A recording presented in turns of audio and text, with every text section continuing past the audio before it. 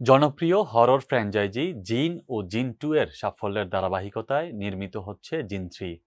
কামরুজ্জামান রোমানের পরিচালনায় সত্য ঘটনা অবলম্বনে নির্মিত এই সিনেমাটি গত ঈদ উল ফিতরে প্রেক্ষাগৃহে মুক্তি পায়। এতে প্রধান চরিত্রে অভিনয় করেছেন টিভি পর্দার জনপ্রিয় মুখ আব্দুল নূর সজল ও নুসরাত ফারিয়া।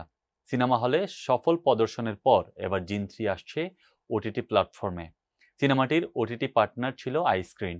আইস্ক্রিনের মাধ্যমে জানা যায় আগামী 8 জুলাই বিশ্বব্যাপী জিন 3 এর ডিজিটাল প্রিমিয়াম হতে যাচ্ছে।